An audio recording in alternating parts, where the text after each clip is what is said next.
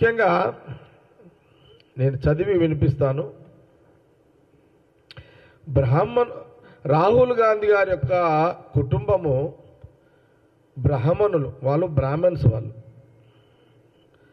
హిందువులు. ఇది గమనించాలి. ప్రధానంగా బండి సంజయ్ గారు గమనించాల్సింది ఏంటంటే, రాహుల్ గాంధీ గారు వారి కుటుంబము వాళ్ళు బ్రాహ్మణులు, వాళ్ళు బ్రాహ్మణ్స్, వాళ్ళు హిందువులు. లేదు బండి సంజయ్ గారికి ఏమైనా డౌటా, బ్రాహ్మణులు హిందువులు గారు అని ఏమైనా డౌట్ ఉంటే అడగొచ్చు ప్రశ్న. బండి సంజయ్ గారు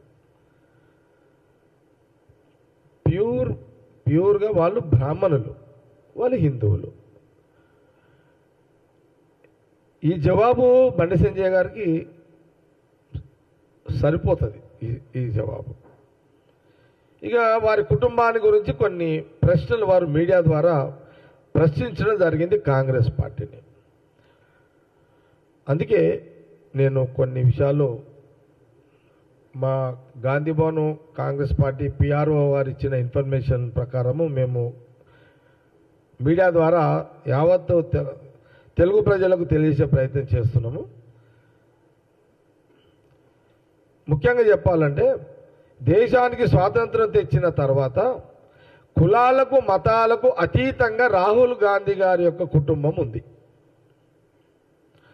రాహుల్ గాంధీ కుటుంబం ఎప్పుడూ రాజకీయంగా కులాన్ని వాడుకోలేదు. మన భారతదేశ సాంప్రదాయ ప్రకారము భార్య ఏ కులంనైనా ఏ మతంనైనా భర్త ఏ కులంతోటైతే, అంటే మన సాంప్రదాయం హిందూ సాంప్రదాయము,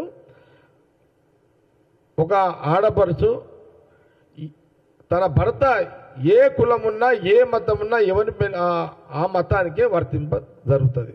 అందుకే మన సాంప్రదాయాలు హిందూ సాంప్రదాయాల ప్రకారము రాజీవ్ గాంధీ గారిని మ్యారేజ్ చేసుకుంది. వారి మీద కూడా ఒక ప్రశ్న లేవనెత్తారు బండి సంజయ్ గారు. నిన్న మీడియాలో వచ్చింది, అన్ని ఎలక్ట్రానిక్ మీడియా, ఈరోజు ప్రింట్ మీడియాలో వచ్చింది. సోనియా గాంధీ గారు ఆమె క్రిస్టియను, ఏ మతం అని వారు అడిగారు. నేను వారికి ఏం చెప్తున్నంటే, మీరు చాలా మీరు బాగా హిందూ ధర్మము హిందూ మతం మీదనే కదా బండి సంజయ్ గారు భారతీయ జనతా పార్టీ జీవిస్తున్నది.